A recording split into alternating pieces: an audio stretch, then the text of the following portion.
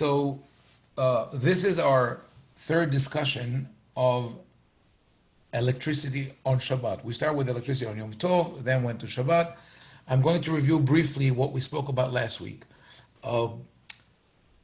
Contrary to common belief that everybody agrees categorically that the use of electricity is forbidden on Shabbat, we have the opinion of Rabbi Shlomo Zalman Auerbach, who already spoke about this in the 1960s.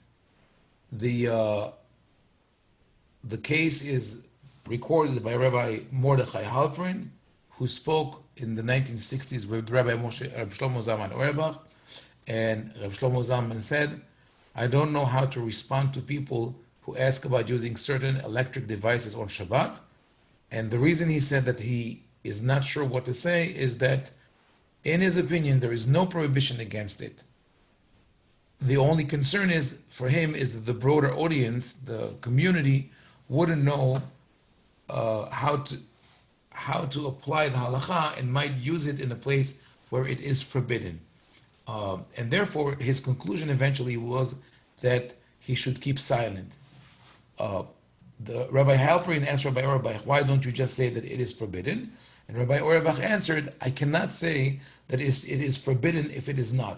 That's an important rule, because we are so used to rabbis saying that a certain thing is forbidden just for the sake of caution, what they think is caution. Rabbi Shlomo Zalman Auerbach did not accept it. He said, "I am not allowed to say that something is forbidden if it's permitted." But he thought that if he keeps silent, that would be okay, because he's not saying that it's forbidden, but he also not spreading this opinion that it is allowed, and there'll be no fear of confusion that people would, by mistake, use electricity where it is not allowed. And he relied on the minhag, on the custom that people are strict. So my comments on Rabbi Halperin's arguments in explaining Rabbi Auerbach's opinion is that to remain inactive is actually to support the other camp. If you don't say that you hold that electricity, that you could use electricity in circumstances on Shabbat, you are actually saying that it is forbidden, because the other camp, those who say that it is forbidden, would say no one else says the opposite. So that's the only opinion that remains. Also, the very argument that the minhag, the practice of Jews, is to be strict on Shabbat and not use electricity, is falling into the trap of defining prohibition as stringency, because, as I mentioned last time, any such stringency could lead to great leniency.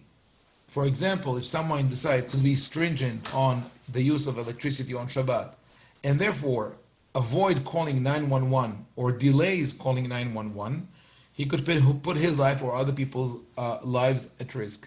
So we can't say categorically that something is forbidden or permissible.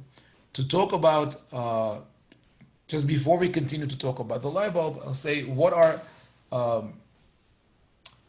the arguments of those who say that electricity is forbidden on Shabbat. There are three main arguments that rely on melachot Shabbat.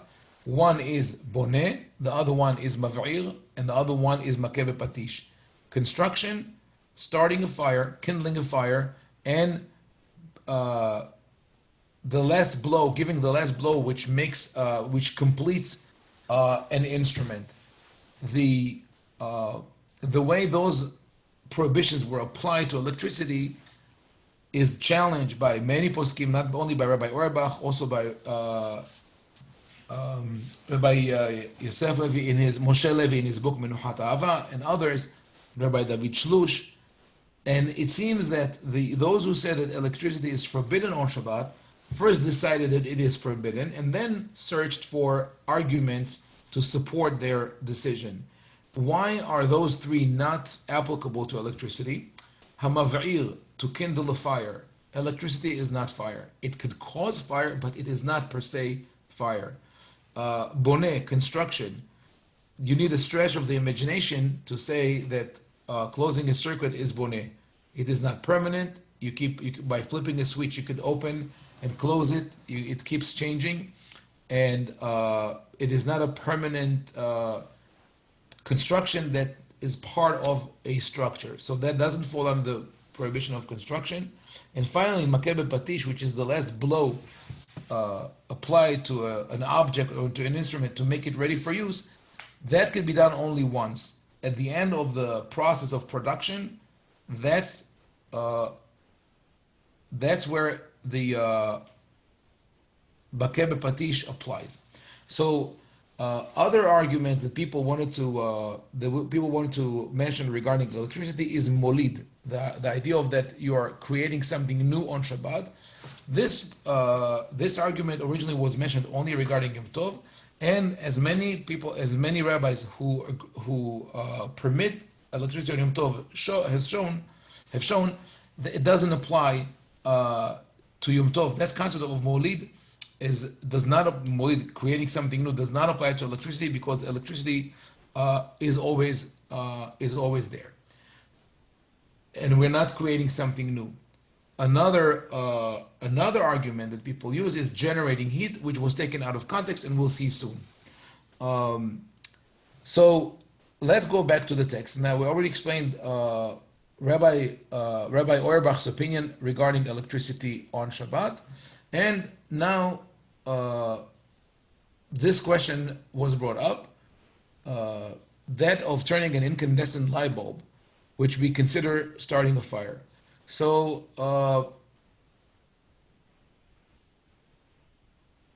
here's what Halperin writes.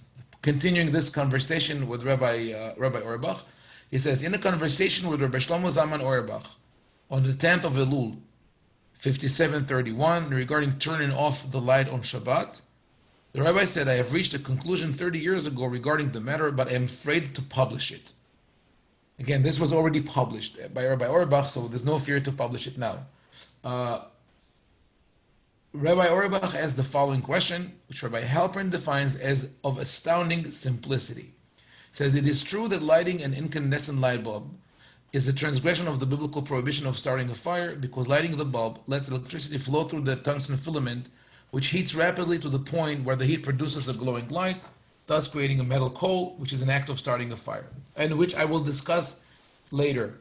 It's not that simple that this is called starting a fire on Shabbat. Turning the light off, however, is not putting out the heat, but rather stopping the flow, which causes the heat, which in turn causes the filament to cool down and stop glowing. So this, the question that Rabbi Shlomo Zalman asked was that in halachic literature, putting out a metal coal involves dipping the glowing coal in water. So turning off the bulb is analogous to removing the metal coal from the heat source, but you don't dip it in water. So how do you justify the prohibition of turning off electricity on Shabbat? For Rabbi Auerbach, it is problematic. As I mentioned before, Rabbi Auerbach disagrees with the Hazon Ish. He is the one who argues that the turning off and completing an electric circuit is the prohibition of construction. Rabbi Auerbach says that this opinion is unacceptable, right? And that is how he arrived to the conclusion that he originally refused to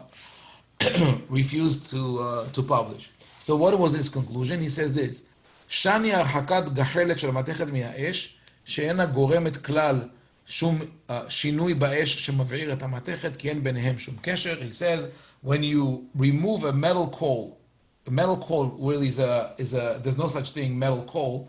It's just translated directly from gachelet shel matechet. It means a chunk of metal that is still very hot, red hot, and can start a fire. He says to remove that from the fire is different than turning off an incandescent light bulb, because it does not change the status of the flame, which is the coal. There is no connection between the coal and the flame except for their location. They were first close, and then they became removed from each other, and it is therefore not considered putting out. That is regarding a chunk of metal, which is called gahelet shel matechet. But with electricity, putting out occurs because the flow of electricity stops, and there is a strong connection between the filament and the current. As if to say, the current sort of stops at the door of the filament. Therefore, regarding the law of starting and putting out a fire, it seems that we consider the current to be the oil in a receptacle, just as one removes the oil from the wick, or vice versa, is considered putting out the flame. So does one who stops the current, but it is only a rabbinical prohibition. So Rav Shlomo Zalman Auerbach says you don't put the coal in water, you don't remove them from each other. They're still connected. Like I said, he sees the electric current as something that stops at the gate of the filament, and therefore it is like stopping the flow of oil into a receptacle where there is a wick, and therefore this is, even though we call it putting it out, it's only a rabbinical prohibition. Halperin concludes, I cannot understand the argument. My interpretation is that Rabbi Auerbach was trying to find a way to justify the prohibition. And what he argues is that when you remove it from the flame remains unchanged. But when the current stops, the source of heat is changed, and we suck the electricity out of the filament. And this is similar to siphoning oil from a burning candle, shortening its life. Now, that is like how we explained the argument of Rabbi Auerbach. It is hard to accept for two reasons. The current is not the energy. Its flow through the filament causes resistance, which generates heat. We therefore cannot analogize it to oil in the candle, which is the fuel. Now, the focus of the discussion is putting out a metal coal, is the coal and not the flame. We're not put out the flame. Now, if you remove, what we remove here is the current from the filament, right? The concern is that cooling down the coal in water is tantamount to putting out a fire. And when the coal is not submerged in water, that concern does not exist. So if the filament is the coal and it is not submerged in water, there's no concern of putting out a fire.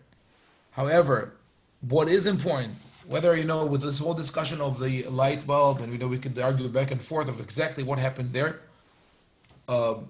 which I'll get back to it later, more in depth.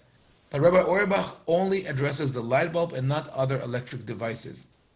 So that is important. So we could say that up to this point, what we know from Rabbi Auerbach is that he speaks about instruments or appliances that generate heat or light. And of course, anything that has to do with cooking would be forbidden. Here I mentioned the isurim that are related, that people think are related to using electricity on Shabbat, including muktzeh or ovdin dehol. The other ones I already mentioned. Muktzeh is about electric instruments, but not necessarily about the use of electricity. And if we ask about muktzeh touching or moving an object, still does not address voice activation. Ovdin dehol is an important concept, which we mentioned last week, the spirit of Shabbat. And we ask, how can one legislate the spirit of Shabbat? I will pause the recording for a second because I see that people have questions. The dispute about the difference between LED lights and the light bulb is based on the assumption that that putting off a light bulb is forbidden because of mechaber, which is the opposite of mav'ir. You kindle a fire and you put out a fire. However, when we get to the discussion of Maimonides, of how he discusses that, and this is an important thing to see. Here. So, Rambam writes this in Hot Shabbat. He says this, Hamatich echad mimine matachot kol shehu, או המחמם את המתכת עד שתעשה גחלת, הרי זה תולדת מבשל, כללו של דבר, בין שריפה גוף קשה באש, או שהקשה גוף רך, הרי זה חייב משום מבשל. Melting any metal or heating metal until it becomes a coal, because softer, is considered a subcategory of cooking. The rule is that whether one softened a hard object or hardened a softened by fire, he is punishable for cooking. The transgression is that of cooking. So according to Rambam, you change the status of an object from soft to hard, or vice versa. That's in chapter 9, where he speaks about the laws of cooking. In chapter 12, he writes this, המחמם את הברזל כדי לצרפו במים, הרי זה תולדת מבעיר וחייב. Heating iron to temper it in water is a subcategory of starting a fire and is punishable. or liable. But putting out a metal coal is exempt from punishment. And if the intention was to temper it, it is punishable. שכן לוטשי הברזל עושים, מחמים את הברזל עד שיעשה גחלת, ומכבים אותו במים כדי לחסמו. This is what blacksmiths do. They heat the iron until it becomes a coal, and then put it out by water to temper it. וזהו לצרף, שהעושה אותו חייב, והוא תולדת מכבה. And that is called לצרף, mentioned in the Talmud, מסכת Shabbat, which is punishable and is subcategory of starting the fire. So here, I brought what I thought was the most logical explanation given by Merkevet HaMishneh, Rabbi Shlomo of Halperin, and he says this, וידוע, דמי שרוצה לחסם כלים מתכות, הוא מלבנו היטב וזורקו לתוך המים, ולהפך, מי שרוצה להסיר החיסום שירח ונוח למלאכה, הוא חוזר ומשליחו לתוך האש עד שיעשה כגחלת. ואז הוא שר החיסום, וזה ידוע לצורפים. It is known that if you want to temper a metal vessel, you heat it until it's white hot, and then you throw it into the water.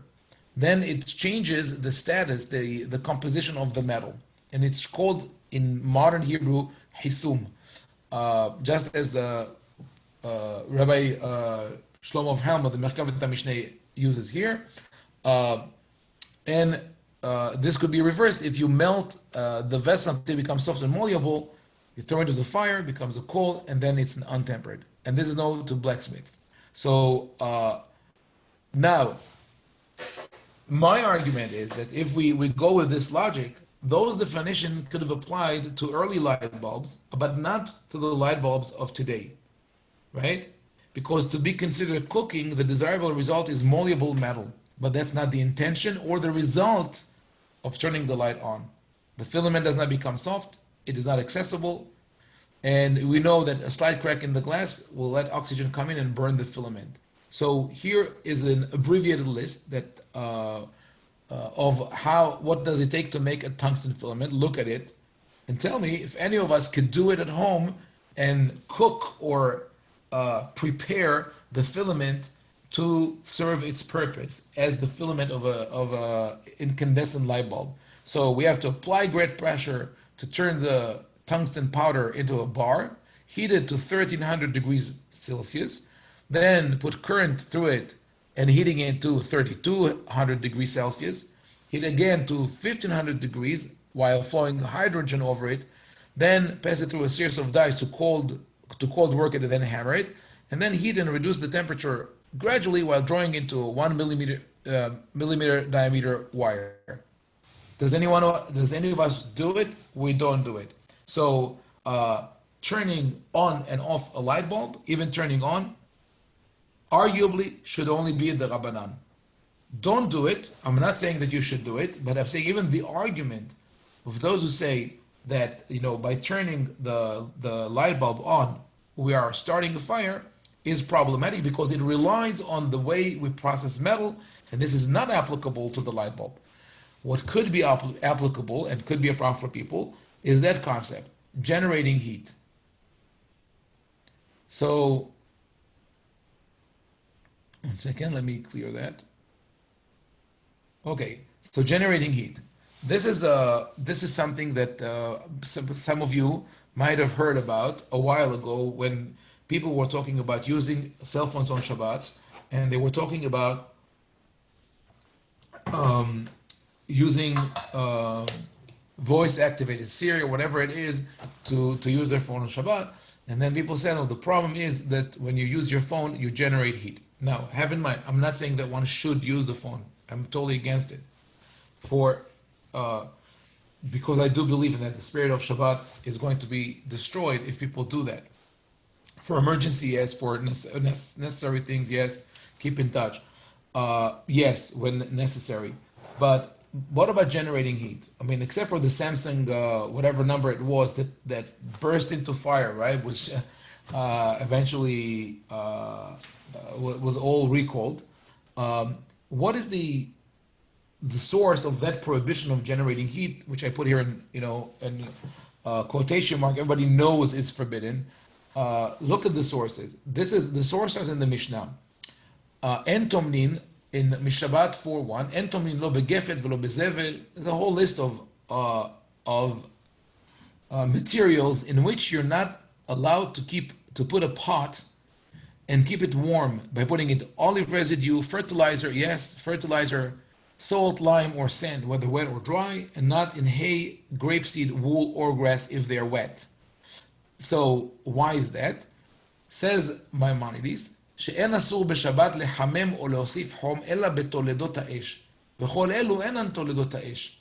So the prohibition to heat or to add heat on Shabbat only applies to the ramifications of fire. Something that was heated indirectly by fire. And all these are not ramifications of fire, but they were forbidden on Shabbat by rabbinical decree for fear that they will cause the food to boil. ויאמרו, כדרך שמותר להוסיף הבל בדברים אלו על ידי הטמנה, כך מותר על גבי האש, ויבוא לחמם תבשילו על גבי האש בשבת. People will think, the same as I was allowed to add heat to those foods by putting them, by burying them in those materials that add heat, I could also add heat by fire, and then I will cook on Shabbat. So again, to the points of the Maimonides, prohibition of generating heat on Shabbat applies only to actions stemming from the use of fire directly or indirectly, and the rabbinical extension of the prohibition applies only when the heat generated is used to heat food or keep it warm. Rabbi Yitzhak Yosef in Yalkut Yosef, he quotes Rabbi Yitzhak Shmelkis, who says that to generate heat is prohibited because of molid. We are giving birth to something new like heat. So writes Rabbi Yitzhak Yosef, and he quotes Rabbi Auerbach, he says, אסור להוליד ריחה בשיראים, והוא דבר הנרגש בחוש.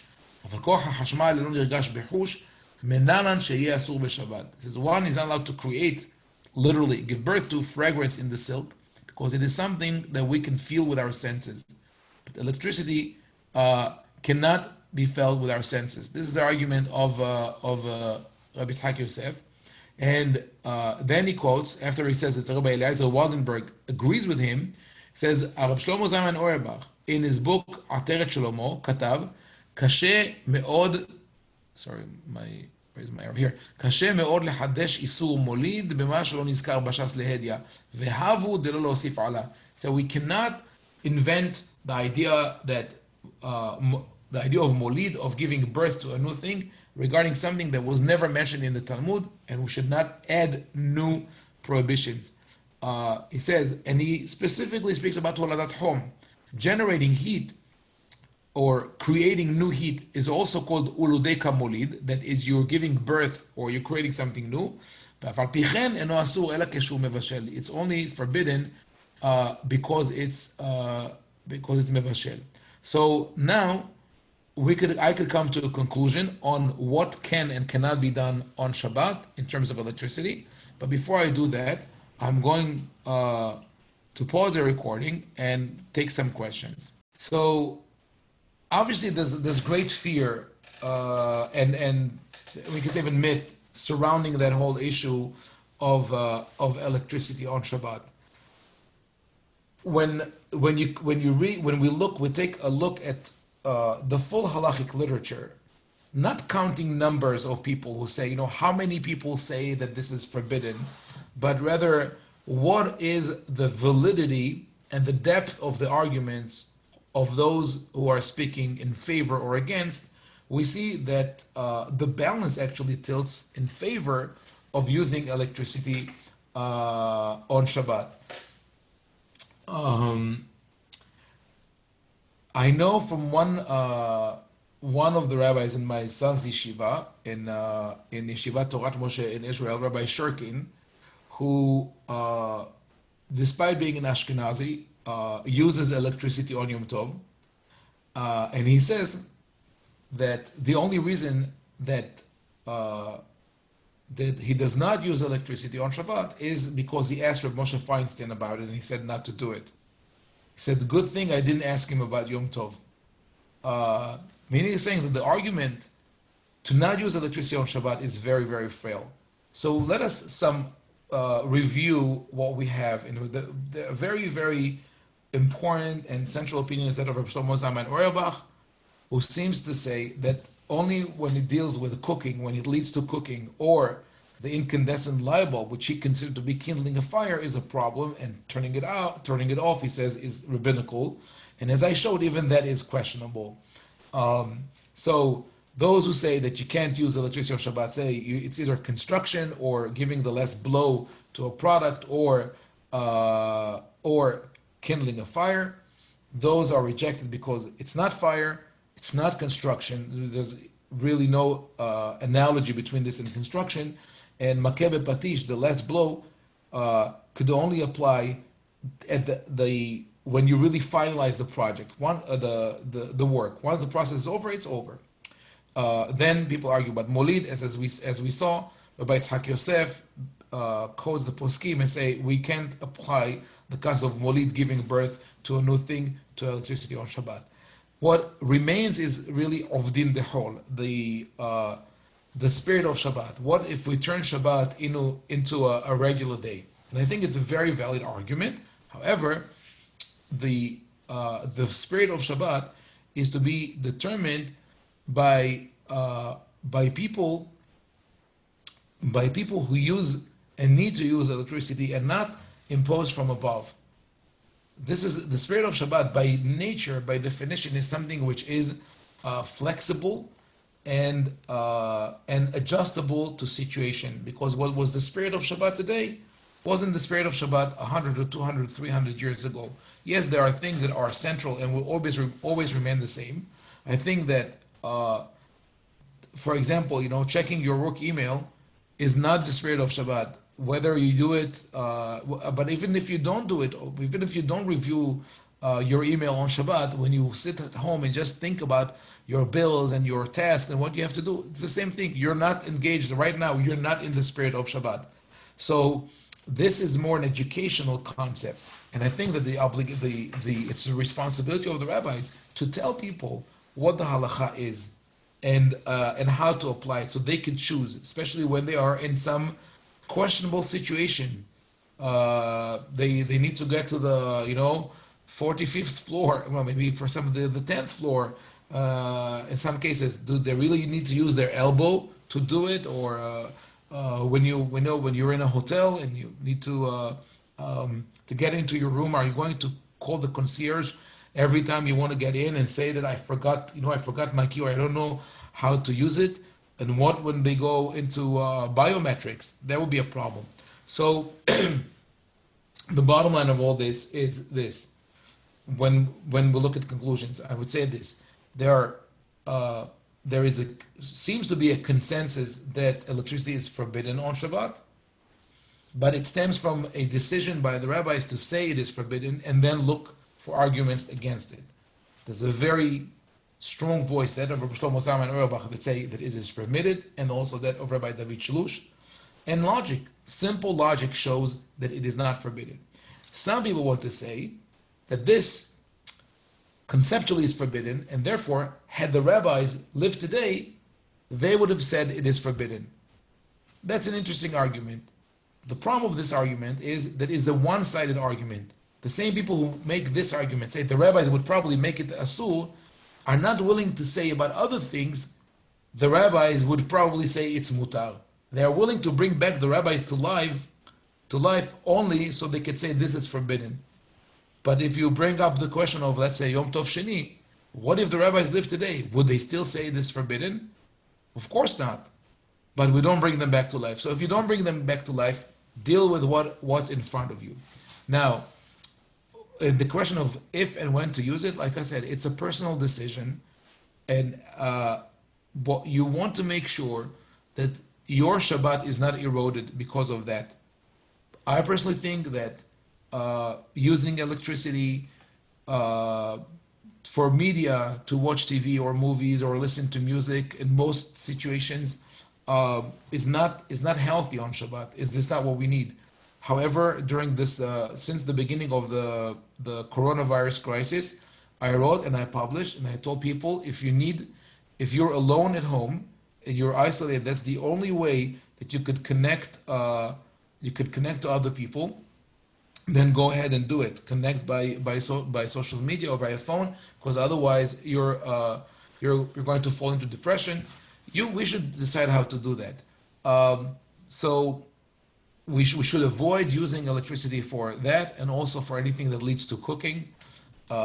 I think also the things that are in the public eye, like someone just asked, what in your community people don't use electricity? Yes, so of course, don't do it in a way that is offensive to others or glaring. Don't do it in the synagogue. You have to be wise about that. Um, Also, preferable, if necessary, to use voice activated rather than directly do it, and that also to preserve the idea of the sanctity of Shabbat. So today you could buy voice activated outlets that turn any outlet in your house connecting to your computer into a voice activation. That's uh, that even according to those who say the use of electricity is forbidden, that would be an indirect action. So to sum it up, and then now I'll open up for a question. To summarize what I said, the use of electricity logically and technically should not be forbidden unless it is used to cook or to start a real fire on Shabbat. And in all other circumstances, one should judge whether the action that he or she are going to take is something that they want to do on Shabbat or not, how it's going to affect their life, their family, their community. But definitely when there is a question of near emergency, it doesn't have to be emergency, there's a necessity. One should rely on that very, very solid opinion of Rabbi Shlomo Zalman Auerbach and Rabbi Shlush, the arguments that are presented here, and common sense to use it on Shabbat. So with that, I'm going to stop the recording and open up for questions. Oh, one more thing, the question that you asked, and I said mentioned it again, activating anything through motion sensors or volume sensor is not a problem, even according to those who say that you cannot use electricity on Shabbat. So yeah, I see that we have questions before I start the recording. So Ronen, you have a question. I have to unmute you. Yeah. Yes, I do. Yeah, go ahead. אני אגיד את זה בעברית, אחר כך אתה תתרגם. אוקיי. אצלנו בבית אין לנו מים מהחברה, אנחנו שואבים מים מהנחל. אוקיי. אז בשבת בבוקר, הפועל שחולב את הפרות, הוא מדליק את המשאבה, ואז הוא הולך, והמשאבה נשארת דלוקה, וזה זורק מים, מאבד הרבה מים. אז שאלה, אפשר לכבות את הסוויץ' של המשאבה? וזהו. כן. Yeah, what Ronen is asking, that where he lives, there's no. It's interesting because you mentioned flowing in water, the water current. So they don't have running water. They have to activate the pump, and his worker activates the pump. But since he leaves, the pump keeps running and wastes a lot of water. There's no question that you could you could turn it off. Yes, Jason. Yes, you have a question. 1 second, I meet you. Okay. Yeah. So I can see how this could open up or make people have problems, especially like a ger, for example. They're trying to become Jewish, let's say, and all of a sudden their neighbor sees them utilizing electricity. That's one part. And the second part is, how do we deal with our children? I mean, our children, you know, I kind of explained to my kids about the electricity on Yom Tov, and I think it's pretty clear and they're okay with it. I don't know how I would navigate the Shabbat thing. I'll listen to you now. Yeah, no. And I don't want to cause problem for anyone. That's why I said this is a very delicate issue. The reason I'm saying it is because I've seen and I know of cases where people put their life in danger. People, as I said, are holding back from calling a doctor, from calling emergency services. And sometimes it's just plain people go through suffering on Shabbat. I know of a case just speaking about using the key cards in the hotel. which anyway, Rabbi Nahum Eliezer Rabinovich, who just passed away, Zichrono Livracha, of Yeshivat Ma'aleh Domim, ruled that you could use them on Shabbat. Uh, I know of someone who was in a conference in Las Vegas, refused to use it, and so he went to the concierge and he said, I need to open my room. They asked for an ID. He didn't. He said, it's in my room in the safe. And so they said, okay, we'll go with you, open and take it out of the safe. He forgot his room number. It's a big hotel. So when they went in and it realized it's not his room, he ended up spending the Shabbat in custody, or someone the whole Shabbat. That's a serious suffering. Or someone who walked into a toilet and realized that it's an automatic flushing, and he stayed in, between the toilet and the wall the whole Shabbat. Or people who forgot the light in the fridge and would not open the fridge the whole Shabbat, or the AC is going on, or the during a snowstorm in Israel, people lost power, and there was a question: do I restore power? Do you wait and until the moment, right? So there's the problem is it's a burden on us. Yeah, we have to tell the children. We don't do that, but by the same token, we have to take some time. We did it in our house now. Being that everybody's on Zoom and I'm teaching, my wife is teaching, and my children are learning, and then at the end of the sessions, everybody needs to catch up on on email messages, WhatsApp, etc. And at a certain point, we decided, okay, every day from 5 to 6:30, no electronic devices. So that could be, I think it's fair to tell our children, you know what? Yes, technically it's mutar, but we take it upon ourselves that this day is clean. But what does it mean for us? It means that we also, that this day, we're going to be engaged with our children. We're not going to spend 3 hours in tefillah or reading the paper and and then they say, okay, you're not with me. I'm going to my room. Okay. So I'll stop here because I want to take question openly. Yeshua? Yes. Jack Sutton has a question. Yes, Jack. Could you? Hi, it's Isaac. Isaac, how are you? How are you? He said Isaac Sutton. Isaac, He's okay. Spanish. Okay, Yes. He's saying it in Spanish. Sorry. No, it's good. It's Yeah. fine. The conclusion from all this is, well, now that the light bulb, especially in the bathroom, let's say, of course you can turn it on. That's not divrei hol. You're walking in the dark, stumbling in the dark to go to the bathroom at night. It doesn't make sense anymore. Right. It I doesn't. mean, and in fact, just around the house, walking around, it's dangerous. It is. And also, and has nothing to do with divrei hol b'Shabbat. It's the way you function, just on an everyday basis. Right. It has nothing to do. So that should be the first thing that goes.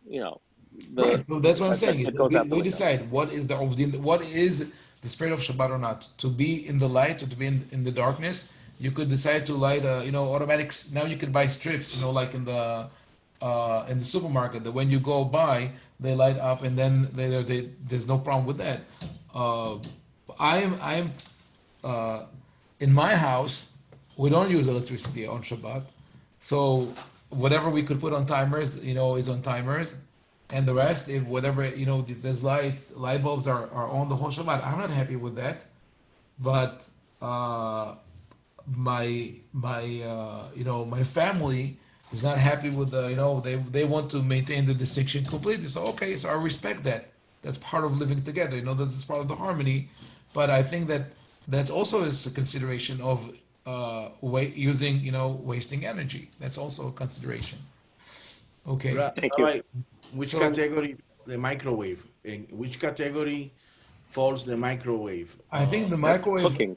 So the microwave. There are those who say that I personally think that I'm not going to go into all the different opinions. Some people say that microwave doesn't fall under the category of it's not fire, because really it's really not fire. It's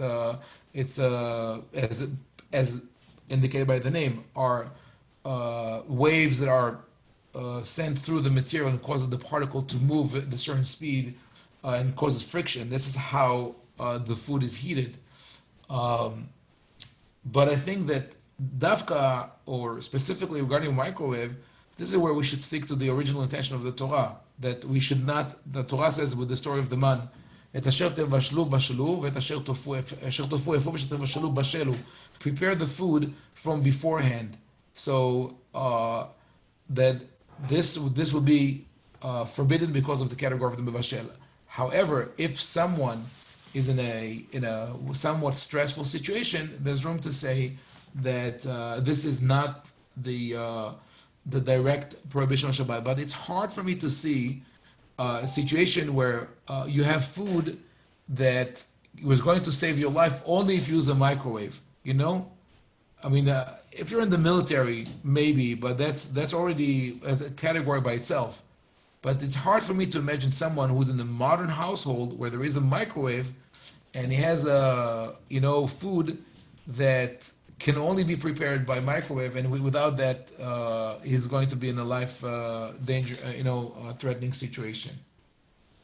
So 1 second, please let me. I want to conclude here.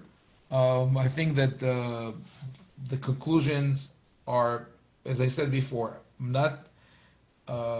not preaching the use of electricity on Shabbat. I'm just I want people to know the parameters. If this is not enough, people should learn more, should really delve into these issues and study them thoroughly to make sure that nobody is harmed because of that, neither physically or emotionally. Disputes between parents and children of what you do and you don't do on Shabbat, between spouses. It's important to study that and not just say categorically everything is forbidden. So if we go back, I would cycle back and conclude with what Rabbi Shlomo Zalman Auerbach Zichrono Livracha said: "Keshem she'asur lehatir et ha'asur, kach asur le'asor et ha'mutar." Just as you cannot declare that something which is forbidden is permissible, you cannot declare that something which is permissible is forbidden. And Yoshua just shared the document, and I think with that we're all good. So